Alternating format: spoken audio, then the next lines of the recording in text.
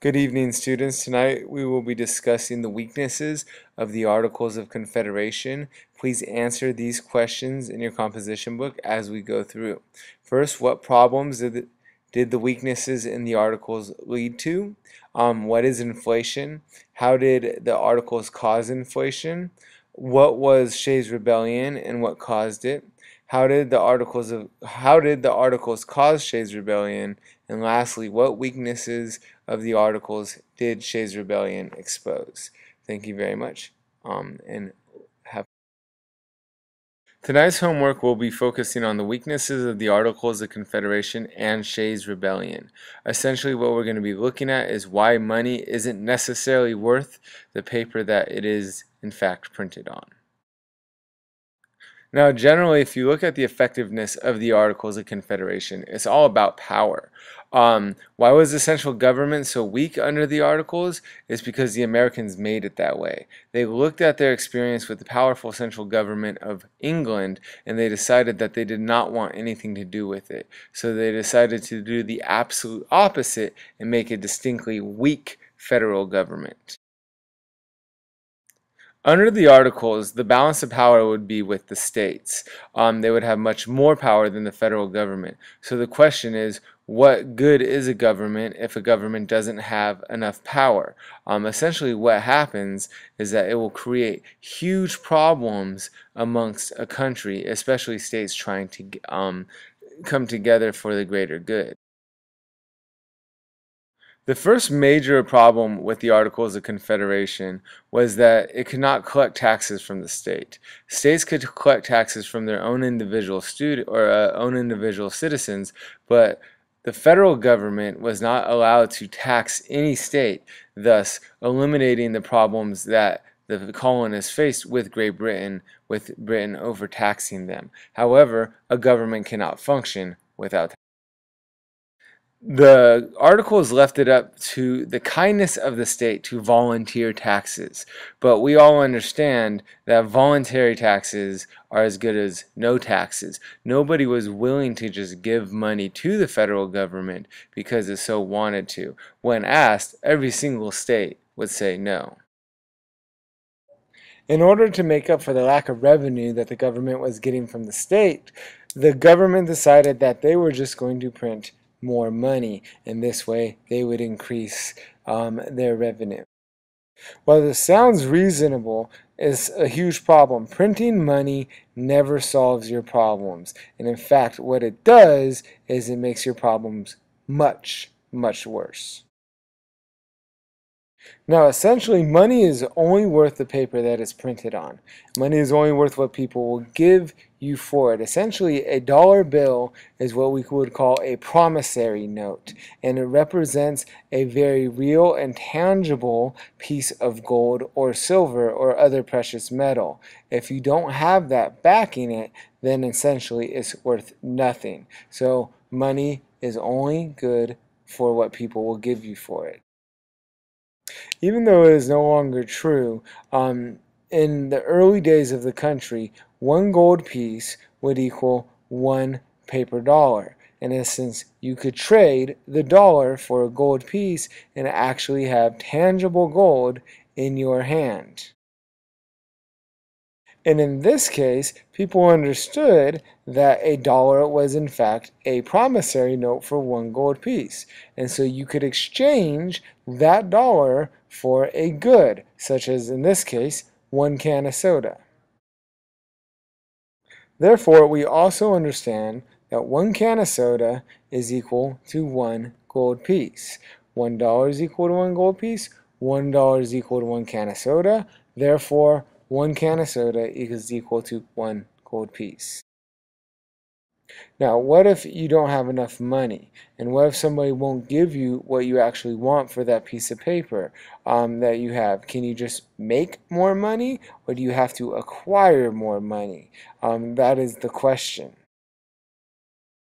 The answer to printing more money is a big resounding no. It doesn't work that way. Paper money represents real things. You haven't changed the number of real things that you have, you just increased the number of dollars you have. So therefore, if you print twice as many dollars, it's still representative of that gold piece, and it is now equal to $2 for one gold piece for one Coke. Ipso facto, $2 is now the price of that Coke. This is what we call inflation. Your paper money is now worth less than it used to be. The price of the Coke has simply risen, and your money is not buying you any more than it ever used to. Printing money never solves government's problems. After World War I, the government of Germany was in such debt that it printed tons and tons and tons of German marks. They printed so much money that it would actually cost 4 million German marks to buy a single loaf of bread, essentially making their money worth completely nothing. So what have we learned about money so far? It's only worth what people will give you for it, and printing more money does not solve your economic problems because it does not mean you actually have more money. Now, generally, economic problems and inflation are a sign of weak government. What weak government equals is problem. Here's an explanation of how the weaknesses in the Articles of Confederation, the document that governed the United States during and after the Revolutionary War, led to Shays Rebellion, which then, in turn, led to the creation of a new Constitution of the United States. Daniel Shays was a captain for the Continental Army during the Revolutionary War. After the war, he retires from the Army and decides that he is going to try his luck as a farmer in western Massachusetts. But, as we were talking about before, Congress had no money. Congress didn't have the power to tax states under the Articles of Confederation. They could only ask for money. States generally said no.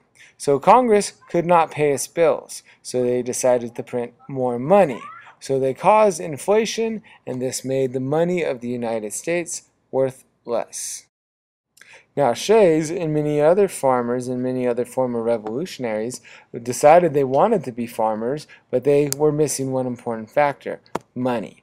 Now, how can you be a farmer without money? Well, it's actually relatively simple. You get a loan from the bank, you offer up your farm as collateral, you use that money to buy seeds, you plant your seeds. When your crops are grown and harvested, you send some of that money back to the bank to pay back your loan, and then you use the surplus to buy more seed for the following year.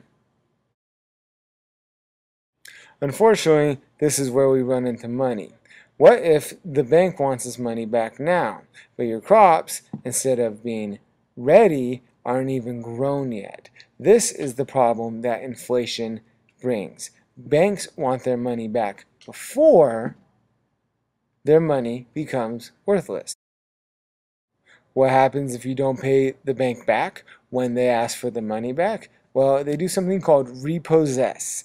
That means they take your farm from you and they kick the farmer out of that farm. Essentially, you have put up your farm as a promise to pay back your loan. If you can't pay back your loan, well, they get your farm. These farmer soldiers were all gone.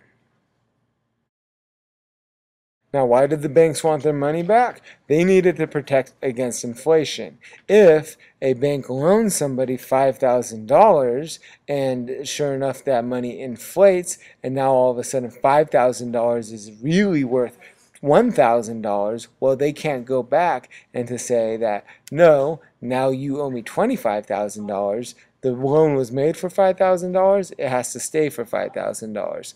Secondly, the other reason they didn't have any money was taxes. While states wouldn't pay federal government money, the states of Massachusetts specifically was taxing the bejesus out of its farmers, and farmers were hit really hard as landowners. Now, why was losing a farm worse than losing other things? Well, a farm meant a complete livelihood. First off, without your property, you couldn't feed your family. Without property, you could not vote in local elections. You could not make money without your property. And then lastly, without making money, you get thrown into what we call debtor's prison. Being former soldiers, Daniel Shays and many other Western Massachusetts farmers were not ones to sit around and just take things. They decided to get their guns and march down to the state courthouse and to tell them to stop foreclosing on their homes.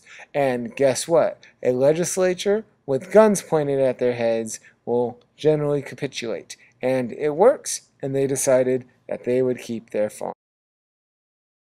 Because this worked, they kept doing it. They kept going after anybody who was attempting to foreclose on a farm. This made people in the government afraid. The government made new laws that were meant to punish Shays and his followers, as well as anybody else who tried to follow in their footsteps. At this point, the federal government would step in, but there was a big problem. The Articles of Confederation didn't give Congress any power, specifically power to raise a standing army, and so therefore the federal government itself was completely helpless to stop the rebellion. In the end, the state of Massachusetts sets up its own army, and Shays and his followers tried to take all of the guns from the state arsenal so they could fight that army. Unfortunately for Shays and his men, they lost the battle. Now, what happens afterwards? Some of them get the death penalty. Roughly 18 of the 4,000 men involved are sentenced to hang. Out of those 18, only 2 are actually executed. Daniel Shays himself, the ringleader, is pardoned 1 year later and lives out the rest of his days as a farmer in upstate New York. Now, why does this lead to a constitution? Essentially, the failure of the federal government to solve the problems of Shays Rebellion made people understand that this document, the Articles of Confederation, made the government too weak, that they needed to fix it. They needed to be able to tax, and they needed to be able to raise a standing army.